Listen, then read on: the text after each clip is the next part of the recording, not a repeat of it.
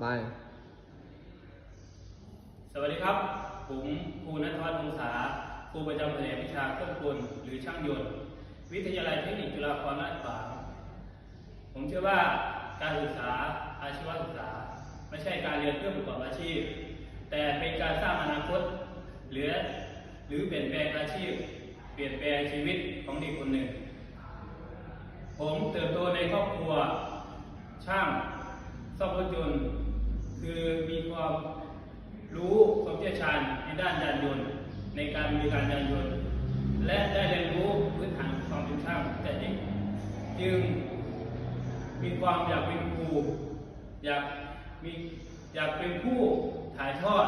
ความรู้ทักษะเพื่อเปลี่ยนแปลงอนาคตและสร้างทัศนคติและสร้างความภาคภูมิใจให้กับตัวเองในอาชีพการจัดการเรียนการสอนของผมการเรียนการสอนแบบเน้นการปฏิบัติงานจริงโดยใช้โครงการเป็นฐานในการเรียนรู้เกี่ยวกับวัสดุจริงการซ่อมรถจริงการเรียนรู้ตามมาตรฐานของศูนย์บริการเพื่อให้นักเรียนนักศึกษามีความรู้และมีทักษะมีฝีมือเพื่อที่จะออกไปประกอบอาชีพและได้นำความรู้นั้นไปพัฒนาตนเองและสร้างรายได้และยังมีการสร้างโอกาส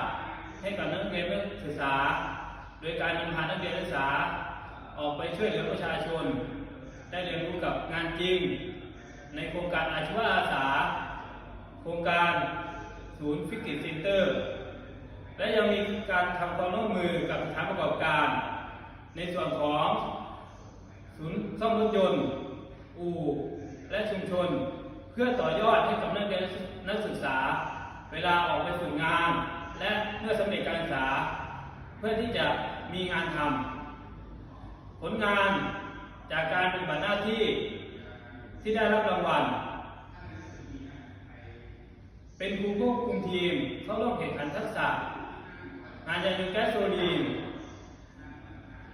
ได้รับรางวัลชนะเลิศระดับชาติครั้งที่32ประจำปีการศึกษา 2566 และจากการทุ่มเทในการจัดการเรียนการสอนการสร้างชื่อเสียงให้กับวิทยาลัยการช่วยเหลืองานวิทยาลัยการเสียสละให้กับเด็กนักเรียนนักศึกษาได้รับการคัดเลือกได้รับรางวัลครูดีสกสคประจำปีพุทธศักราช 2567 ของจังหวัดฉะเชิงเทราและล่าสุดได้รับรางวัลชนะเลิศในการแข่งขันทักษะครูช่างยนต์ชิงแชมป์ประเทศไทยซึ่งเป็นรางวัลที่ภูมิใจและรางวัลที่การันตีถึงความรู้ความสามารถและทักษะเฉพาะด้านในการจัดการเรียนการสอนความภาคภูมิใจที่สุดคือในการให้ความรู้นักเรียนนักศึกษาและนักเรียนนักศึกษาได้นำความรู้ไปต่อยอดในการสร้างครอบครัวสร้างรายได้สร้างอาชีพสามารถเลี้ยงครอบครัวตัวเองได้ขอขอบคุณคณะกรรมการที่ให้โอกาสผมได้นำเสนอสิ่งที่ผมรักและทุ่มเทในการปฏิบัติหน้าที่การจัดการเรียนการสอนผมจะเรียนรู้และพัฒนาตนเองต่อไปเพื่อพัฒนานักเรียนนักศึกษาให้มีความมั่นคงครับ